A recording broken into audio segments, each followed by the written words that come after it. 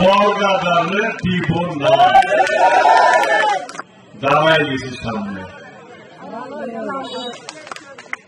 কারণ বর্গাদার পরপর 2 বার আমাদেরকে ফলন দিতে পারে নাই।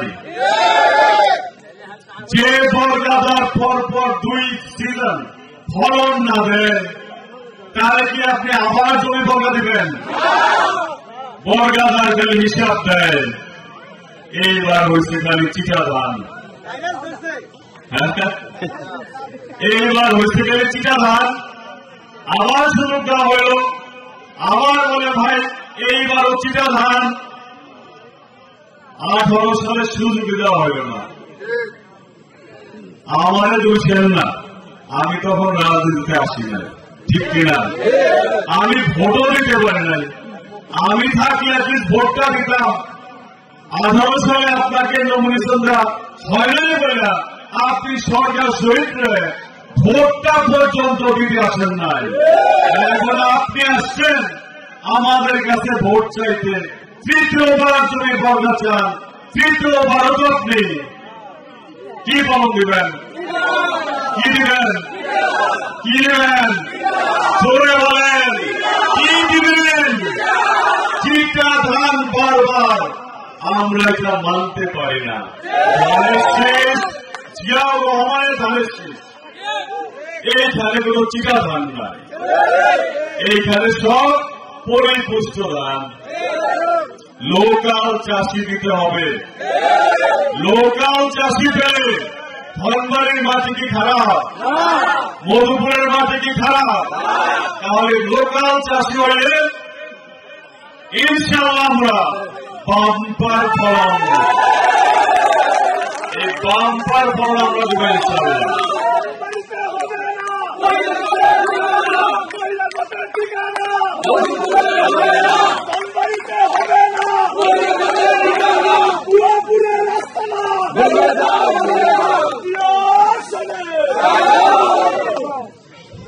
ছোট্ট কথা বলি, জনপ্রতিনিধি মানে কি? সংসদে আমরা কি পাঠাই? জনপ্রতিনিধি পাঠাই না। তার মানে কি? জনগণের মধ্যে থেকে সেই লোক হইতে হবে, পুরুষ হোক মহিলা হোক। এই ধনবাড়ির মধুপুরের মাটি থেকেই তারা যাইতে হবে। যেখানে দলের চেয়ারম্যান মহোদয় চিন্তা করতেছেন উনি বগুড়া থেকে ইলেকশন করবেন, ঠিক কিনা? উনি যদি আসেন মধুপুরে, আমরা সসম্মানে ওনাকে ছেড়ে দেব, ওনাকেও বাম্পার ফলন দেব আমরা ইনশাআল্লাহ।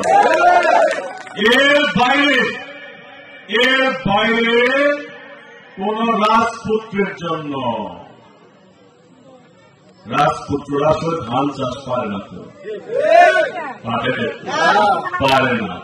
কোন রাজপুত্রের জন্য আমরা ধনবাড়ির মধুপুরের ধানকে তার বর্গা দিব না। এটা আমি বলেছি।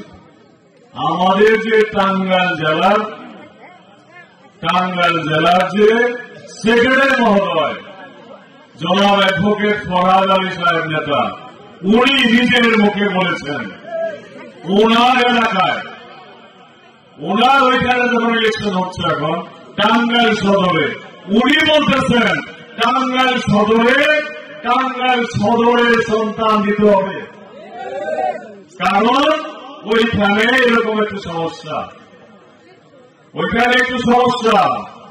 কিন্তু উনি যার কথা বলতেছেন উনি কিন্তু ওইখানে প্রাইমারি স্কুল থেকে পড়তেছেন।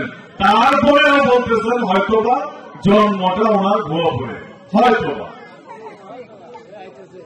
একটু প্রাইমারি স্কুলে পড়ছে না, টাঙ্গাইল শহরে প্রাইমারি স্কুল পড়ছে, হাই স্কুল পড়ছে, সবকিছু পড়ছে। তার বেলায় বলতেছেন যে সদরের ছেলে দিতে হবে, না হলে পাস করবে না, না হলে নাকি যে পিয়ার সিস্টেম বলবেন। এই ফরাদিপুর সাহেব আবার যখন ধনবাড়ি মধুপুরে আসেন, এই ধানের শীত হাতে করে নিয়ে আসেন, নিয়ে আসা লোকাল চাষি বাদ দিয়ে বাইরের চাষির হাতে 3 থেকে 4 বার উনি নিজে দিয়েছেন। মনোনয়ন কয়বার লাগে? মনোনয়ন কয়বার লাগে? ফরহাদ ইকবাল সাহেব, আপনি সিনিয়র নেতা, সম্মান তো অবশ্যই করি, সম্মান তো অবশ্যই করি। আপনাকে প্রশ্ন রাখতে চাই, আপনি বলেন দলের সেক্রেটারি, সবার অভিভাবক নাকি? সবার অভিভাবক, তাইলে প্রত্যেক জায়গায় 3 জন 4 জন করে ক্যান্ডিডেট আছে। আপনি কি করে দলের চেয়ারম্যানের সিদ্ধান্ত নেওয়ার আগে আপনি কি করে একজন প্রার্থীকে বারবার ধানের শীষ দিয়ে যান? কিভাবে দিয়ে যান?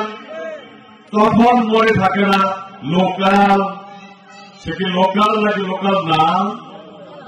আপনার ওইখানে এক নিয়ম, এইখানে আরেক নিয়ম। আপনার মধ্যে বলতেছেন ভাই আমাদেরকে কি শিখাচ্ছেন? আমরা তো সিনিয়রদের কাছে শিখবো নাকি? কি শিখাচ্ছেন ভাই আমাদের? ওইখানে বলতেছেন লোকাল করা হবে না, এইখানে লোকাল দিতে হবে, এটা দেওয়া যাবে না। কেমন কথা ভাই? এই কোশ্চেনটা আমি এই মা বোনরা সহ যারা হাজির আছেন এবং যারা শুনতেছেন সবার কাছে সবিনয় রেখে গেলাম। একটা কথা বলি, বিএনপি কিন্তু পিআর সিস্টেমে নির্বাচন মানে নাই। পিআর নির্বাচন কি জানেন? এই পিআর নির্বাচন কি বলেন তো? পিআর হল শুধু মার্কা থাকবে, কে এমপি হবে এটা আমরা জানি না, কে কত পার্সেন্ট ভোট পাবে এইটার অনুপাতে পরবর্তীতে দল থেকে দেওয়া হবে যে ওকে অমক অমক এখানে এমপি, অমক এমপি না, এইটা দেওয়া হবে। এইটাকে বলে পিআর। এই পিআর বিএনপি মানে নাই, এটা বিএনপির দলীয় সিদ্ধান্ত। এবং এই পিআর নিয়ে একটা জোশ বের হয়েছে, সেটা কি? সেইটা বলা হয়েছে ভোট দিব সন্দীপ, এমপি হবে মালদ্বীপ। এইটা আমরা মানি না। তাহলে এখানে ভোট দেব ধনবাড়ি মধুপুর আর এমপি হবে ভুয়াপুর, এইটাও আমরা মানি না। ভোট এখানে হবে এমপি লোকাল হইতে হবে, এমপি লোকাল হইতে হবে, চাষির পরিবর্তন করতে হবে। আমরা আর চিটা ধান চাই না। আমার তো মনে হয় তারেক রহমান সাহেব এবার উনি দায়িত্বে না, মূলত বেগম যে অসুস্থ, আমরা দোয়া করে দ্রুত সুস্থ হন। আর তারেক রহমান সাহেব এবার কুলা নিয়ে বসছেন, কুলা নিয়ে বসছেন।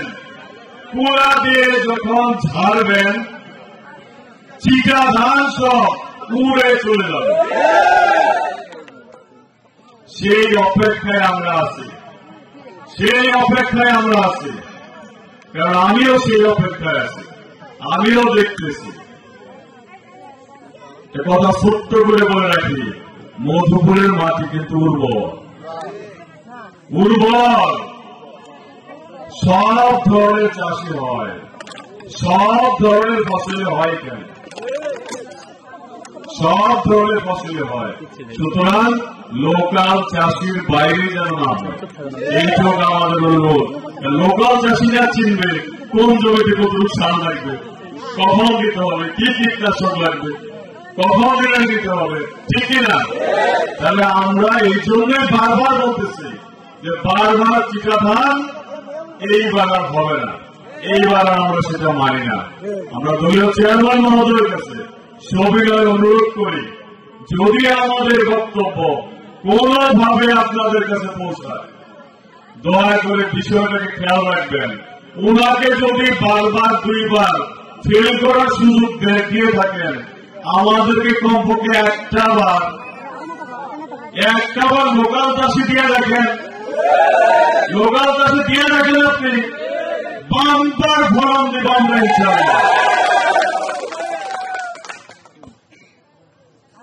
আমি আসছি আপনাদের কাছে আপনাদের মনোনয়নের জন্য। ওনাদের মনোনয়ন তো ওনাদের পকেটে আছে, আমার তো নাই। আমার পকেটে আমি বারবার খুঁজি, যে তোমার মধ্যে বোধহয় চলে আসছে, বারবার পকেটে হাত দেওয়া হতাশ হই, আসে নাই। কারণ আমি জানি আমার অনুমোদন ওইভাবে আসবে না, আমার অনুমতি নিতে হবে এই মা বোনদের কাছ থেকে, এই ভাইদের কাছ থেকে। এই জন্য আমি বলি আমার মনোনয়ন এই ভাইদের লুঙ্গি কোচা এবং এই মা বোনদের শাড়ির আঁচলে বাঁধা। এই মনোনয়ন আপনি কিভাবে কেড়ে নেবেন? এই মনোনয়ন আমার তো মনে হয় সব থেকে সুরক্ষিত জায়গায় রাখা আছে। আমার পাঞ্জাবি পকেটে থাকলে চুরি আনতে পারে, ঠিক না? কিন্তু আপনাদের শাড়ির কোথায় থাকলে, আপনাদের লুঙ্গির কোথায় থাকলে চুরি কি হবে?